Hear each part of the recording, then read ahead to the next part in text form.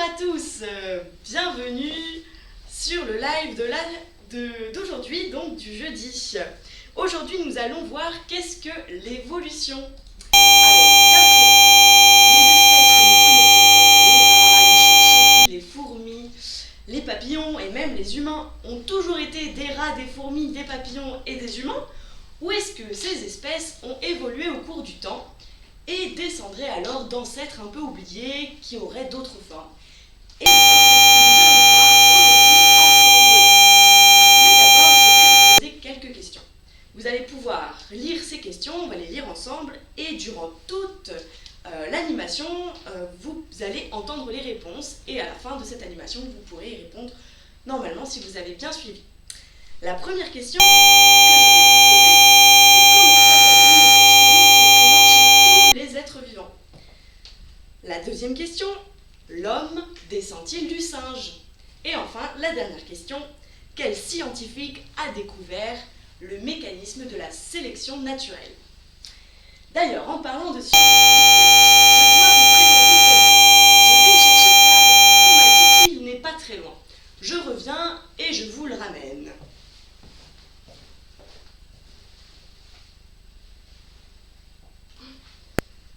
Alors, tu viens, mon vieux Charles? Oui, j'arrive, j'arrive. Je suis presque prêt.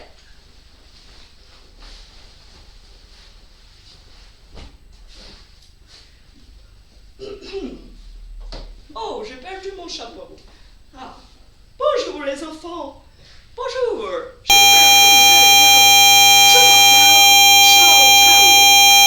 suis un grand scientifique et j'ai révolutionné la théorie de l'évolution. Et je vais vous raconter un peu mon histoire. Voilà. Alors moi, quand j'étais petit, mon papa voulait que j'étudie la médecine. Moi, je n'aimais pas trop la médecine. Moi, je préférais observer les espèces, les papillons, les oiseaux. J'adorais les observer et je dessinais tout dans mon petit carnet. Et un beau jour, je rencontre le capitaine d'un bateau. Le bateau qui se prénomme le Beagle. Et je rencontre le Fitzroy. Et il me demande si je veux venir avec lui sur le bateau pour faire le tour du monde. Et j'ai dit oui. Et je suis partie sur le bateau. Nous avons commencé par ici l'Angleterre, ma région. Et nous avons traversé venir approcher pour voir le trajet que j'ai fait. Je suis partie de l'Angleterre et nous avons traversé comme ça sur le bateau. Nous avons longé les côtes de l'Amérique du Sud. Durant tout ce voyage, j'ai pu observer les espèces du monde entier. Et je suis arrivée ici, sur les îles des Galapagos. Et ici m'est venue une révélation. En effet, sur cette île, j'ai pu observer d'étranges espèces. Les espèces s'appelaient les pinsons. Je vais vous montrer quelque chose. Regardez. Sur ces îles, ce sont des archipels, c'est-à-dire qu'il y a plein de petites îles séparées. Et sur chacune de ces îles, j'ai pu observer des espèces d'arbres différents. Sur une île, il y avait des espèces d'arbres comme ceci, et sur l'autre île, il y avait des espèces comme cela. Vous pouvez regarder bien la caméra pour voir, descendez, voyez. Non, là, voilà, là on voit bien. Donc là, il y avait des îles avec ces espèces d'arbres, et de l'autre côté, l'île avec l'autre espèce d'arbre. Et on a pu remarquer quelque chose. Ah, ici, j'ai pu observer ce type de pinson. Et ici, ce type-là. Alors, a priori, ces deux oiseaux sont très ressemblants. Je ne sais pas vous, mais moi, j'ai mis du temps à pouvoir voir quelle était la différence. Est-ce que vous voyez une différence, les enfants? Non. Eh bien, si on regarde bien... Le bec? Oui, tout à fait, yeah, it's that. Le bec est différent. Il y a d'un côté des becs qui sont gros et de l'autre des becs qui sont petits. Eh bien, si j'ai regardé, j'ai vu que dans les régions où les oiseaux avaient des petits becs, eh bien, ils mangeaient les fruits des arbres qui étaient des petites graines. Et de l'autre côté, j'ai vu que les arbres produisaient de grosses graines et les oiseaux avaient des gros becs car c'était plus facile pour manger les grosses graines. C'est fantastique, non? Et de là m'est venue une idée. En effet, je ne pense pas que les oiseaux sont nés avec des petits becs ici et ont grandi et ont grossi le bec pour manger les grosses graines. Je pense qu'ils étaient nés avec déjà un gros bec. Mais alors pourquoi ici il n'y a que des gros becs et ici des petits becs? Eh bien parce qu'avant il y avait toutes sortes de becs. Mais sur chaque île, ceux qui avaient des petits becs ici se sont mieux reproduits. Et ici, ceux qui avaient des gros becs se sont mieux reproduits. Donc à force des générations en génération, il n'y a eu que des gros becs sur cette île et que des petits becs sur cette île à cause de leur environnement. C'est comme cela que j'en ai déduit ma théorie. Les espèces les mieux adaptées à leurs environnements survivent et donc se reproduisent. Et j'ai continué mon voyage avec cette théorie dans la tête. J'ai continué mon voyage tout autour du monde, ici, et j'ai pu observer plein d'exemples qui me montraient de plus en plus que ma théorie était la bonne. Et je suis rentrée en Angleterre. Et enfin, en 1859, j'ai pu écrire mon premier livre où j'ai tout raconté et je l'ai nommé L'origine des espèces. Le voici et vous pouvez le lire et le trouver partout. C'est un petit peu compliqué, mais peut-être quand vous serez grand, vous aurez envie de le lire. Et voilà, et ma théorie se nomme la sélection naturelle. N'oubliez pas ceci, pardon mon crayon est tombé, les espèces les mieux adaptées à leur environnement survivent et donc se reproduisent. Merci les enfants et à bientôt. Je m'en vais pour de nouvelles aventures. Au revoir Darwin.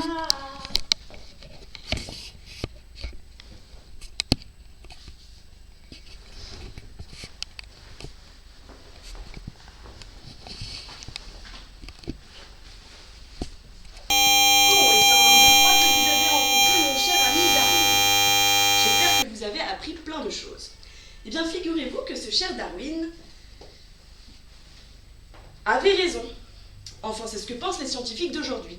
Car aujourd'hui, on a réussi à prouver la théorie de Darwin grâce à quelque chose qu'on a découvert au XXe siècle, c'est-à-dire il y a environ 100 ans.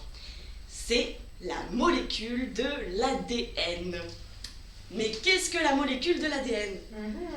La molécule de l'ADN, la voici.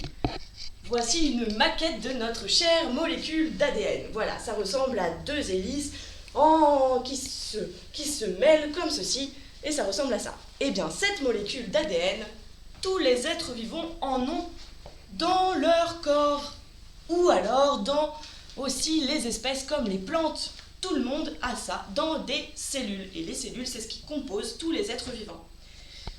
Et cette molécule, eh bien, elle est très importante car elle a permis de prouver la théorie de Darwin. Et oui, et oui. Alors, pour cela, nous pouvons d'abord commencer par essayer d'observer cette molécule d'ADN. Et ça, je vais vous montrer une petite expérience et vous allez pouvoir aussi le refaire à la maison. Vous allez pouvoir extraire de l'ADN de n'importe quel fruit ou légume. Donc il vous suffit d'avoir un fruit ou un légume à la maison et de l'emprunter pour l'expérience. Vous pouvez aussi utiliser de la salive, mais bon, c'est peut-être plus pratique avec un fruit ou un légume. Moi, je vais vous montrer comment extraire de l'ADN de la banane. Alors, je vais ranger un peu mon matériel et je vous montre ça tout de suite. Hop! Darwin n'a rien rangé, il est parti sans ranger quand même. C'est bien gentil, mais... C'est Darwin. Alors, tac. Pour cette expérience, il va vous falloir, tout d'abord, on a dit un fruit. Hop. Donc moi j'ai pris une banane ici. Il va vous falloir des cuillères, des grosses et des petites. Ensuite, un petit bol assez plat, comme ça c'est pratique, car on va devoir écraser la banane. Ensuite, un filtre à café, un récipient. Moi ici j'ai un récipient spécial pour les scientifiques, mais vous pouvez utiliser par exemple une coupe de champagne, c'est très bien. Il faut un récipient assez fin et transparent pour bien voir l'expérience. Donc un entonnoir et un filtre à café qu'on met comme ceci. Voilà, il vous faudra encore du sel et du liquide vaisselle. Hop, du sel, du liquide vaisselle, je crois que je n'ai rien oublié, si, de l'alcool à brûler. Voilà, la dernière chose, donc ça c'est un peu dangereux, il faut faire attention quand on manipule et pas respirer l'alcool, car c'est dangereux, c'est de l'alcool très très fort, à 90% d'alcool, donc il faut le faire en présence de vos parents. Donc d'abord, on va ouvrir la banane et on va mettre un petit bout de banane, comme ceci, dans le récipient. On peut le couper en petits morceaux, utiliser un couteau ou avec les mains, comme vous voulez. De toute façon, vous ne mangerez pas la banane, parce qu'on va y ajouter ensuite du liquide vaisselle. On met environ 2 cuillères à soupe de liquide vaisselle. Hop. 1 et 2. Voilà. Donc là, maintenant, je vais écraser avec ma fourchette ma banane. Ça va permettre de casser les cellules, car on a dit que l'ADN était dans nos cellules. Et les cellules, ce sont des petites bulles comme ça, il faut imaginer, qui sont fermées. Et donc quand on écrase, on casse les bulles et l'ADN peut alors sortir et être libéré. C'est pour ça qu'on va écraser la banane. Donc on écrase bien la banane, hop. Il ne faut plus qu'il y ait de gros morceaux. Il peut y avoir des petits morceaux, c'est normal, mais plus de gros morceaux. Toc.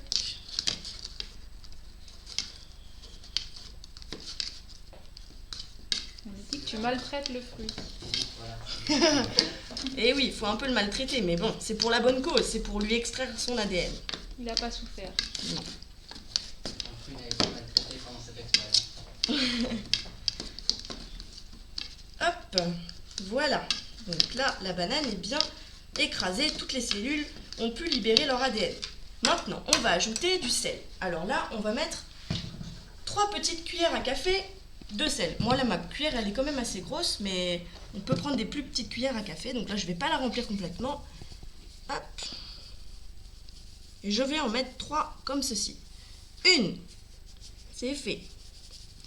Le sel, ça va permettre d'absorber l'eau. Parce qu'il y a beaucoup d'eau. Quand on libère aussi dans les cellules sont pleines d'eau. Donc le sel, il va permettre d'absorber l'eau qui est en trop. Et ça va permettre également de faciliter la réaction de précipitation. La précipitation, c'est un peu comme si on va former des petits grumeaux d'ADN qui vont se mettre en petites boules et comme ça, ça va nous permettre de récupérer l'ADN. Donc voici, on a une belle pâte comme ceci qui est en train de mousser car il y a du liquide vaisselle dedans. Vous voyez, donc là, je vais laisser normalement comme ceci pendant 5 à 10 minutes.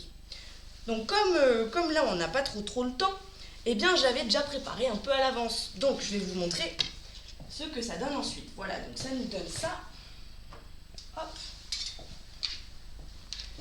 Et donc, on va mettre... Donc là, moi, je l'avais fait une autre fois. Mais là, je vais pouvoir, imaginons que ça fait 10 minutes, mettre ici, comme ça, dans le filtre à café et l'entonnoir, ma préparation. Donc, c'est ce que j'ai fait ici. Et vous voyez que j'ai récupéré ici en bas un liquide. Vous voyez, ça c'est seulement l'ADN qui est contenu ici avec quelques autres molécules, mais tous les restes de bananes composées sont restés dans l'entonnoir. Donc c'est pour ça que c'est super cette technique. Donc là on a récupéré notre ADN. Maintenant on va le faire précipiter. Et pour cela, il va nous falloir de l'alcool à brûler. Donc on va mettre... Bon, je vais le faire ici, comme ça on va mieux voir. Hop, je vais verser dans un bécher. Vous pourrez mettre ça dans une coupe de champagne, on a dit. Donc imaginons que ça c'est votre coupe de champagne. Ici, on va mettre un peu d'alcool. Hop, je vais le faire au-dessus, car à mon avis ça va couler. Cela, vous le faites avec les parents, car c'est un peu risqué, mais il faut surtout pas trop respirer l'alcool. Hop, j'en mets encore un peu, ça coule. Là, je pense que je suis bien. Et là, l'ADN va précipiter. On va attendre quelques minutes et il va se former quelque chose de fabuleux. On peut regarder le résultat. Le temps que le résultat apparaisse, regardez, j'ai déjà réussi cette expérience et voici la molécule d'ADN. Elle se trouve ici et elle a précipité. Vous voyez, elle s'est séparée de l'alcool car l'ADN et l'alcool ne sont pas solubles, c'est-à-dire qu'ils ne peuvent pas se mélanger. C'est pour ça qu'on met de l'alcool pour récupérer seulement les molécules d'ADN. Vous voyez, ça ressemble un peu à des filaments, car en effet, ce sont des filaments qui se sont entremêlés. Voilà à quoi ressemble l'ADN. Et on peut voir que ça a aussi marché là, c'est en train de se former également en haut, mais c'est pas encore tout à fait fini. Voilà, on pourra revenir voir tout à l'heure si jamais, voir si c'est bien fini. Hop. Alors, je vais ranger mon matériel maintenant. Les bananes. Essuyer un peu la table car l'alcool a un peu coulé. Éviter que ça coule parce que sinon on peut respirer des vapeurs d'alcool et ça c'est pas très très bon pour la santé. Hop. Si vous n'avez pas d'alcool à brûler, vous pouvez également le faire avec du rhum, s'il y en a à la maison. Mais c'est mieux quand même avec de l'alcool à brûler, un peu plus fort. Voilà. Donc, maintenant qu'on a vu ce qu'était une molécule d'ADN, eh bien, je vais vous montrer comment on a réussi à voir que ça pouvait être très intéressant pour l'évolution de l'ADN. En effet, l'ADN, eh bien, c'est un message codé, on a dit. Et maintenant, il faut imaginer que ce message codé doit se transmettre de génération en génération. Pour se transmettre le message codé, il va falloir le répéter, le réécrire. Eh bien, c'est un peu comme si vous étiez en train d'écrire un long message sur votre ordinateur. Eh bien, des fois, quand on va vite, on fait des erreurs, on fait des fautes d'orthographe, on peut se tromper. Eh bien, c'est exactement pareil lors de la transmission du message codé de l'ADN. Parfois, il y a des erreurs. Et ces erreurs, on les appelle des mutations. Et ce sont ces erreurs qui, c'est fantastique, vont faire évoluer les espèces. Je vais vous donner un exemple. Par exemple, imaginons que le message à coder code pour la couleur blanche. La couleur blanche, par exemple, d'un papillon. Eh bien, s'il y a une erreur, le message codé peut d'un coup vouloir dire couleur noire. Et donc, on aura un papillon qui va être de couleur noire. Ça, c'est une mutation génétique. Et je vais vous montrer un exemple car c'est déjà arrivé dans l'histoire. En effet, au XXe siècle, donc un peu avant la révolution industrielle, les phalènes du bouleau étaient des papillons qui étaient blancs. Le bouleau, c'est un arbre qui a son tronc tout blanc, comme cela. Et donc, on peut baisser un peu pour voir tout le tronc. Voilà.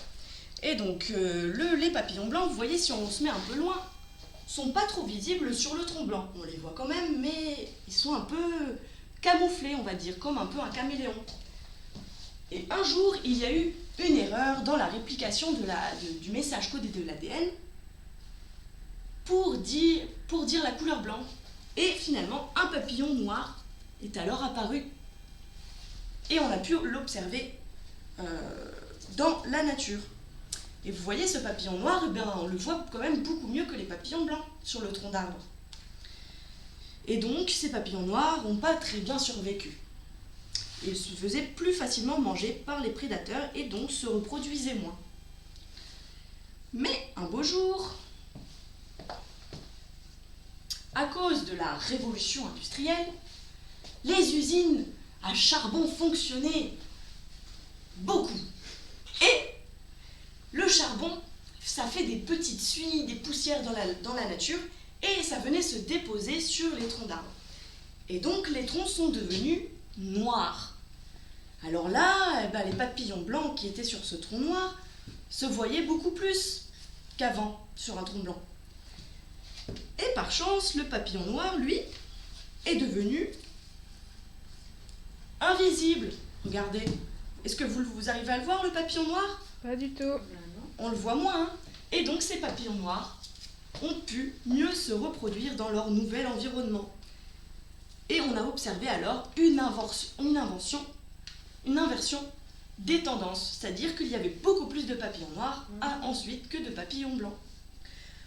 Voilà, donc pour résumer, c'est la sélection naturelle, car là les êtres vivants, les papillons, les mieux adaptés à leur nouvel environnement, c'est-à-dire les troncs noirs, ont mieux survécu. Donc comme le disait notre cher ami Darwin, la sélection naturelle. C'est une mutation qui a permis de faire évoluer calmement les papillons, car s'il n'y avait pas eu de mutation, c'est-à-dire d'erreur dans le message codé, il n'y aurait pas eu de papillons noirs. Et on appelle ça également une dérive génétique, lorsque tout d'un coup, la pollution a entraîné un changement d'environnement. La dérive génétique, ça peut être dû à plein de causes, dû au hasard ou dû à des catastrophes naturelles par exemple, qui vont perturber l'environnement et donc faire évoluer les populations. Ici, la pollution des usines. Donc tout cela, ce sont des mécanismes qui font évoluer les populations et les espèces. Il y en a d'autres qui existent, comme par exemple les migrations de populations, c'est-à-dire quand les espèces vont bouger d'un endroit à un autre et se rencontrer. Alors là, il va y avoir plus de diversité également dans les espèces. L'hybridation aussi, quand des espèces différentes vont réussir à se reproduire. Et bien ça fait évoluer les espèces. Donc on a bien compris que les espèces évoluent au cours du temps. Mais alors, si les espèces évoluent, ils ont très certainement, comme nous le disait aussi notre ami Darwin, des espèces en commun, des ancêtres en commun. Eh bien oui, c'est vrai. Et si on s'intéresse un peu à l'homme, car on n'en a pas encore parlé, on peut voir que nous avons des ancêtres communs. Alors moi, j'ai souvent entendu dire que les hommes, ils descendraient des singes. Eh bien, pas tout à fait. En fait, les singes, ce sont pas nos ancêtres, mais nos cousins.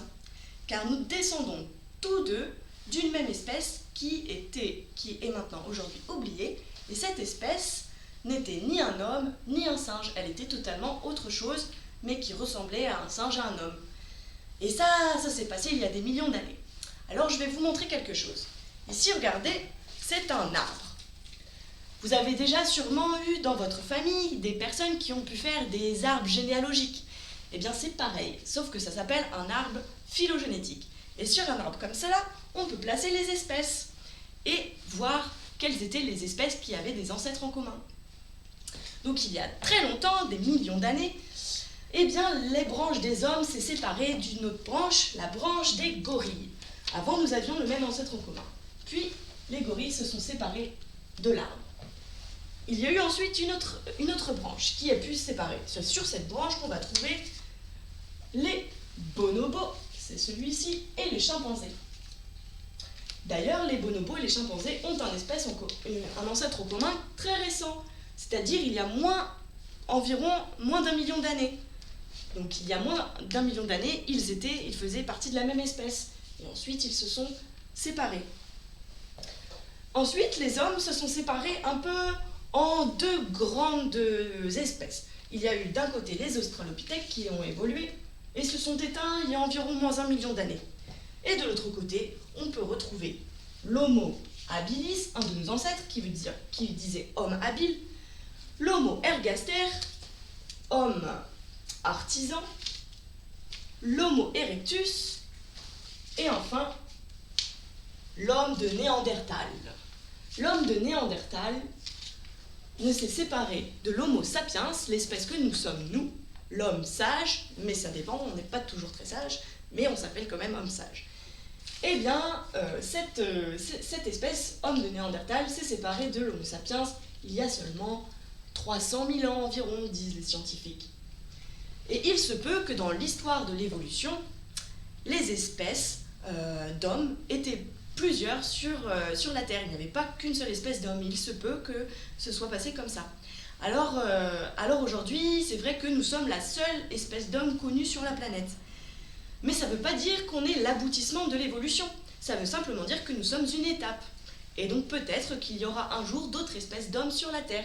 Mais ce ne sera plus des Homo sapiens. Et nous serons les ancêtres oubliés de ces nouvelles espèces d'hommes. Voilà un peu pour les hommes et l'évolution. Eh bien voilà, nous avons un peu fait le tour de la question de l'évolution. J'espère que vous aurez pu répondre à toutes les questions. Essayez bien de regarder un peu dans les questions et le quiz pour savoir si vous avez bien compris et si vous arrivez à répondre à ces questions. Maintenant, il faut que je vous dise une petite dernière chose. C'est qu'en fait, les espèces, donc, elles évoluent au cours du temps. On l'a vu. Les espèces évoluent au cours du temps et dans leur environnement. Mais si, d'un coup, l'environnement change brusquement, eh bien, il y a des risques pour les espèces. Et c'est pour ça qu'actuellement, l'homme fait beaucoup évoluer l'environnement, car l'homme peut faire, par exemple, comme c'est produit pour les phalènes du boulot, de la pollution, ou changer l'environnement des espèces, couper des arbres, etc.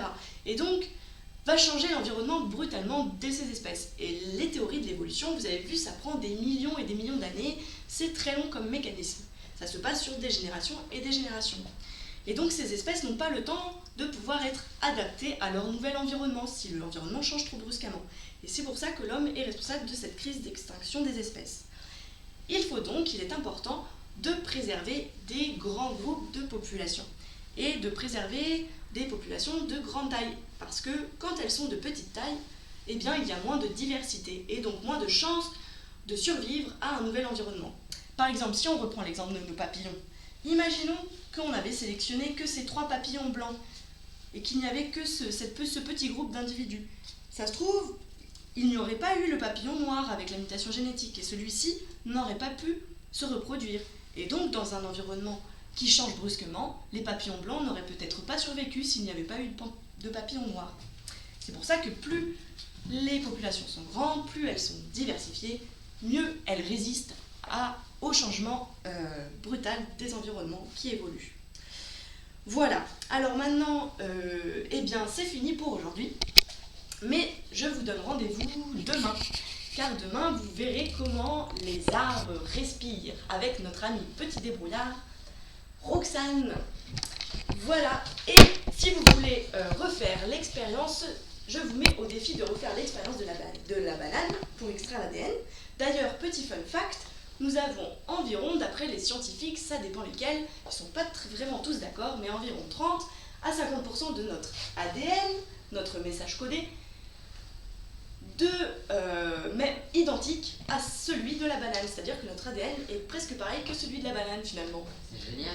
Parce que nous descendons très certainement d'un ancêtre oublié en commun il y a des millions et des milliards d'années. Voilà.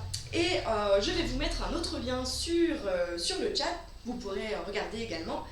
C'est un petit lien qui va vous mener à la Cité des Sciences de Paris, car ils ont fait des petits jeux pour les enfants qui permettent d'en apprendre encore plus sur la sélection naturelle, sur Darwin et sur la classification des espèces. Et vous irez voyager dans les îles des Galapagos pour découvrir toutes ces fabuleuses espèces. Donc je vais vous mettre tout ça dans le lien sur le chat et vous pourrez vous amuser. Voilà, j'espère que vous êtes bien amusés et je vous dis à très bientôt. Au revoir. Au revoir.